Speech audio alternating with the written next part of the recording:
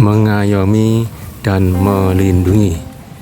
Mungkin nyaris seluruh rakyat Indonesia pernah tahu, mendengar atau membaca sebuah ungkapan yang berbunyi mengayomi dan melindungi. Ya, kalau kita mendengar tentang kata-kata ini, kita akan tertuju kepada institusi penegakan hukum yang ada di Indonesia, yaitu kepolisian atau Polisi Republik Indonesia. Slogannya adalah mengayomi dan melindungi. Saudara, kata-kata ini terdengar cukup menyejukkan, cukup menenangkan, cukup menenteramkan. Tapi benarkah seperti itu fakta di lapangan? Ini yang perlu kita simak, kita kaji, dan kita renungkan.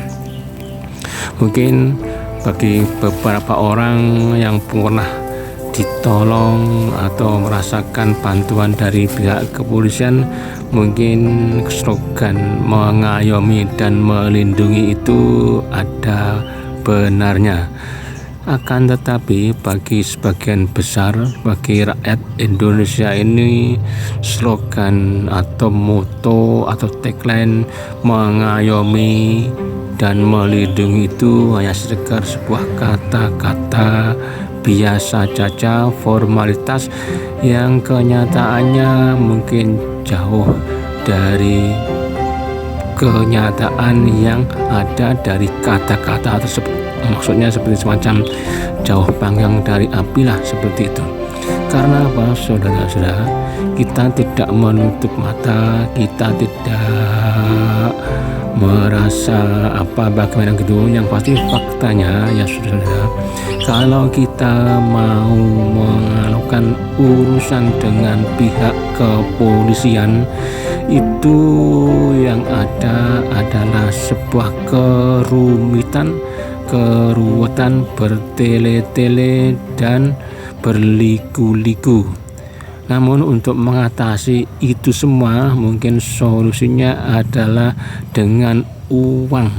Jadi ketika beberapa bulan yang lalu, tahun yang lalu itu ada sebuah grup band di Purbalingga, itu judulnya adalah bayar, yaitu kritikan kepada institusi kepolisian yang ada di negara ini. Kita bisa lihat saudara-saudara, ini kita mulai dari pengurusan SIM ya.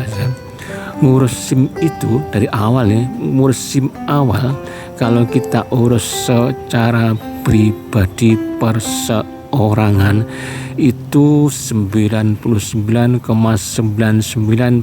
itu tidak jadi, alias gagal, dan harus mengulang sampai beberapa kali, bahkan ada yang sampai 5 kali itu tidak lulus untuk mendapatkan SIM C untuk kendaraan sepeda motor.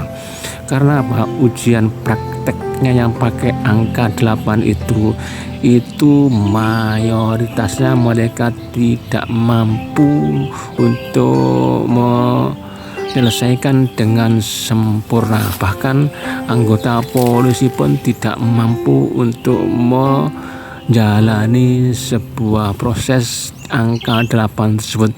Nah, ini seakan-akan dipersulit biar calon pencari SIM itu bisa menempuh jalan pintas, yaitu nembak. Dan begitulah fakta di lapangan itu, saudara-saudara. Sekarang ini kalau ngurus SIM sendiri itu memang seperti itu, tapi kalau lewat calo itu tidak ada hambatan sama sekali. Bahkan hanya datang duduk kemudian foto sudah jadi. Semua berkas-berkas diisi oleh petugas, oleh calo yang bersangkutan dengan membayar yang lebih mahal, mungkin sekitar 5 kalinya. Gampang seperti itulah, mungkin 200 menjadi minimal itu 700 sampai 800 itu SIM langsung jadi. Ini kalau proses dari awalnya ngurus SIM. Saudara-saudara, Sekarang ini ada lagi ngurus perpanjangan SIM itu, yang di situ itu calon pembuat SIM, memperpanjang SIM juga dibuat ribet bertele-tele, dan ini adalah saya namakan adalah premanisme terselubung. Jadi gitu dah. Ini satu contoh di daerah kami di Madiun ya. Calon yang memperpanjang SIM itu datang ke kantor Samsat Polres lah, ke kantor Polres daerah Madiun. Kemudian kita datang, kita itu datang dulu ke fotokopi, membayar 5.000 fotokopi SIM dan KTP yang ada, SIM lama dan KTP-nya di fotokopi. Bayarnya 5.000, dapat pulpen dan dapat stop map 1, itu 5.000. Kemudian calon pengurus SIM ini mendatangi ke tempat yang dinamakan cek kesehatan. Cek kesehatan ini sebetulnya ini juga bisa dikatakan tidak ada yang nama cek kesehatan, itu tidak ada. Yang ada di fakta lapangan adalah calon pengurus SIM itu hanya menyerahkan berkas yang tadi itu, kemudian itu ditimbang badan itu, berat badan itu, kemudian sekaligus tinggi badan. Setelah itu hanya suruh melihat sebuah tulisan, huruf dan angka yang ada di tembok. Hanya itu, dan itu bayar sekarang ini ya, 5 tahun yang lalu saya buat proses 5 tahun yang lalu itu 50.000 rupiah. Bayangkan saudara-saudara, itu tidak ada apa-apanya. Maksudnya gini, itu bukan cek kesehatan. Saya ini anggota BPJS Kesehatan Mandiri, juga pernah tidak mandiri. Kita datang ke puskesmas berobat itu saudara, bayarnya cuma 10.000, sudah diperiksa mulai dari tensi darah kemudian lain sebagainya, dan pulang sudah membawa obat sesuai dengan penyakit kita, itu bayar 10.000 rupiah. Lah ini di Polres dalam pengurusan SIM ini yang dikatakan cek kesehatan tidak ada sama sekali. Cek tensi tidak ada, cek kolesterol tidak ada, gula darah juga tidak ada. Yang ada ya hanya ditanya, hanya sekedar menyerahkan berkas, kemudian timbang badan, dan lihat itu saja. Ini apa? Bukan cek kesehatan, ini adalah pungutan liar, premanisme terselubung untuk memeras dan menindas rakyat saudara-saudara. Kemudian apa? Setelah kita selesai mengurus cek yang dinamakan cek kesehatan abal itu, kita datang ke tempat yang dinamakan tes psikologi. Nah, yang ini adalah lebih parah lagi.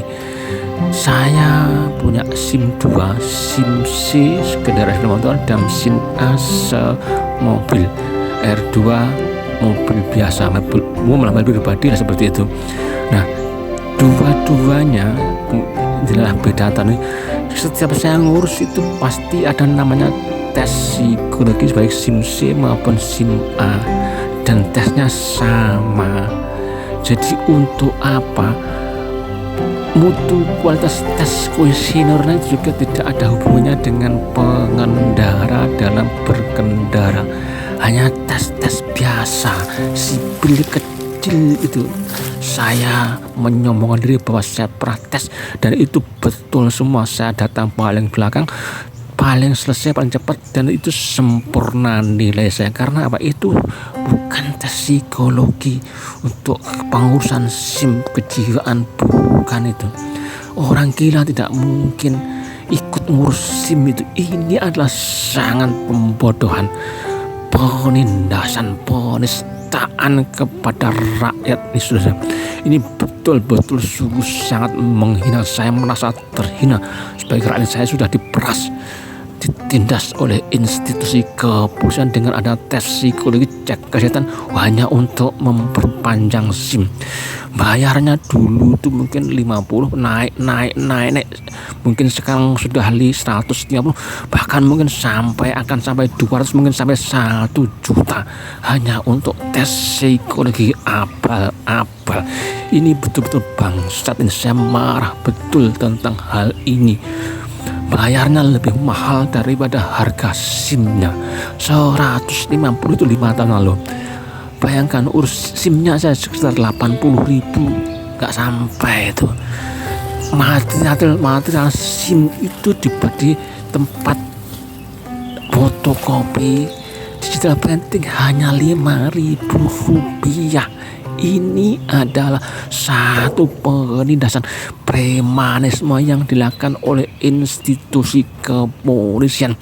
Karena itu, hai Pak Kapolri Listio Sigit Prabowo, tolong hentikan premanisme di institusi kepolisian. Jangan kau peras rakyat, jangan kau tindas rakyat demi kau mendapatkan cuan yang itu adalah bisa jadi haram, minimal subhat, karena kau sudah menindas. Itu proses pengurusan SIM perpanjangan itu, tes cek itu tidak ada hubungannya dengan urusan SIM pengendara. Itu hanya akal-akalan abal-abal. Di Malaysia itu, saudara-saudara, kalau mau memperpanjang SIM itu cukup datang di kantor pos, bank, atau JPJ atau namanya sekitar Samsat seperti itu, hanya menyerahkan SIM yang lama, kemudian digantilah SIM yang baru. Itu jadi bayarnya murah, bisa milih 1 tahun, 2 tahun, 3 tahun, 5 tahun. Di sini ndak 5 tahun, nggak masalah 5 tahun, tapi pungutan liarnya, cek kesehatan, tes psikologi, ini betul-betul preman, betul-betul bajingan untuk ngeruk duit rakyat, betul-betul mentolo, betul-betul tega kepada rakyat untuk mengeruk uang seperti itu. Hanya kalau dalam pengurusan di awal nggak masalah, mau tarik berapa nggak masalah, tapi memperpanjang loh, tinggal memperpanjang kan nggak ada masalah apa-apa. Tapi kenapa dipersulit? Wahai Pak Jimli Asidiki, sampeyan kan ditunjuk sebagai komisioner percepatan reformasi polisi, kepolisian, Polri. Mana kerjamu itu? Mana tindakanmu itu? Kau jangan makan gaji buta, Pak Jimli Asidiki. Saya akan menuntut kelak di akhirat kepada Pak Jimli Asidiki, juga kepada Kapolri yang telah bertindak sewenang-wenang, berbuat zalim kepada rakyat kecil. Semua anggota polisi komisioner sudah mendapat gaji yang lumayan tinggi, mendapat fasilitas yang mewah. Kau masih serakah untuk menindas rakyat itu dalam pengurusan SIM. Sekarang ini bulan puasa ini puasa hari yang ke-24 ini, nanti malam itu malam 25, sekarang tanggal 13 atau 14, hari Sabtu, hari Minggu sekarang ini, besok ini ya, besok itu ada operasi dengan sandinya ketupat. Nih, setiap event ada operasi dengan sandi, ada ketupat, ada lilin, ada keselamatan, dan tetek bengek candilan dan sebagainya. Itu juga hanya sekedar untuk cari kesalahan pengendara.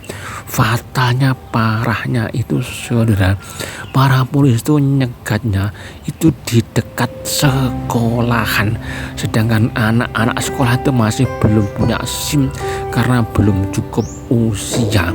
Rumahnya jauh, orang tuanya juga tidak mungkin untuk antar jemput, mereka sudah dianggap dewasa SMA, tapi dirazia, disekat, kemudian ditilang. Yang jadi persoalan adalah ini jam waktu masuk sekolah pertama. Kedua, hasil duit tilang itu dikemanakan, dibuat apa? Pernah anggota DPR itu mencecar tentang ini. Itu jawaban dari Kapolri itu, kalau mau mengungkap tentang semua hasil tilang dan lain sebagainya, itu sama dengan membuka aib negara. Dengan begini saya bisa curiga Pak Kapolri ini, Listio Sigit Prabowo ini sudah sangat lama menjadi Kapolri sejak zaman Joko Widodo. Jangan-jangan Kapolri Sigit ini kong kali kong dengan Joko Widodo dan keluarganya. Jadi hasil tilang, hasil apapun itu sebagainya diserahkan kepada Joko Widodo. Ini sekedar bukan tujuan tapi sekedar kemungkinan saja, karena sudah begitu lama. Apalagi slogannya presisi yang seperti apa yang sudah kau lakukan itu. Saudara-saudaraku semuanya, ada lagi dalam pengurusan pajak kendaraan bermotor. Jadi kalau mau ngurus pajak kendaraan bermotor, motor yang kita miliki tapi bukan atas nama kita, BPKB kita pegang, STNK kita pegang, pemilik KTP pemilik kendaraan, nama kendaraan kita pegang. Tapi ketika kita mau bayar urus sendiri tidak bisa, tidak boleh, dengan alasan harus minta yang bersangkutan datang sendiri. Ini juga betul-betul tolol ini. Kepolisian itu tolol nih. BPKB sudah ada, STNK ada, KTP yang punya ada, mesin kerangka sudah digesek, tidak ada masalah, diverifikasi tidak masalah. Tapi ketika mau bayar dicegat tidak boleh, harus ada yang bersangkutan. Ini betul-betul tolol. Ini saya alami sendiri. Saya mau bayar pajak kendaraan bukan atas nama saya, tapi kendaraan milik saya pinjam KTP, STN BPKB saya bawa, tapi tidak boleh bayar. Ini gimana pikirannya polisi? Itu tolol banget ini. Coba bayangkan kalau kendaraan itu kendaraan curian, pasti suratnya tidak lengkap, BPKB, KTP, STNK, taruhlah kalau lengkap, mesti yang punya itu sudah laporan ke polisi, laporan kehilangan. Maknanya orang yang bayar ini bisa langsung ditangkap karena inilah pencurinya atau penadanya. Tapi ini tidak ada laporan komplain dari pemilik yang baru sudah membawa berkas dengan komplit tapi masih dipersulit. Inilah yang menjadi penyebab kemarahan rakyat Indonesia, termasuk saya betul-betul geram perlakuan kepolisian yang seperti itu.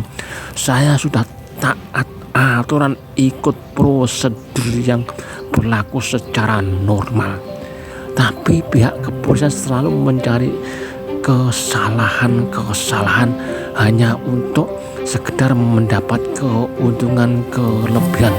Ramai di Facebook itu, bayar pajak kalau lewat calo tanpa KTP, tanpa STN BPKB langsung jadi.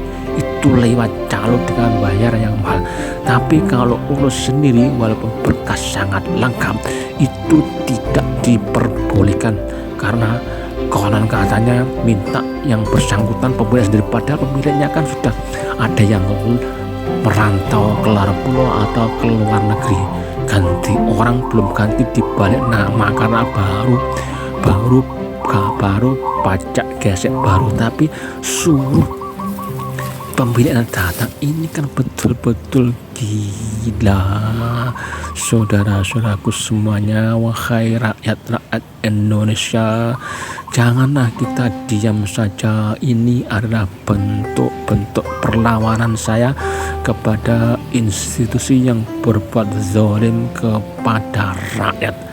secara personal saya tidak ada masalah dengan oknum kepolisian, tapi secara institusi kepolisian sudah melanggar, sudah menurunkan marwah martabatnya sehingga merendahkan institusi kepolisian. Saudara-saudara, ketika saya masih kuliah di Jogja sekitar tahun 90-an itu, ya, teman-teman mahasiswa itu mengatakan bahwa polisi itu adalah sampah masyarakat. Itu kata teman-teman aktivis mahasiswa pada saat itu. Karena itu, wahai Pak Kapolri, wahai Pak Jimli Asdi, tolonglah benahi institusi kepolisian supaya tidak memeras, supaya tidak menindas rakyat, sehingga slogan mengayomi dan melindungi itu bisa dirasakan oleh rakyat secara keseluruhan.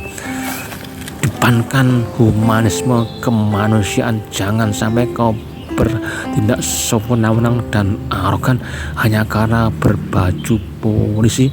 Kau menindas, kau memeras, dan kau memaksa rakyat untuk membayar yang lebih mahal.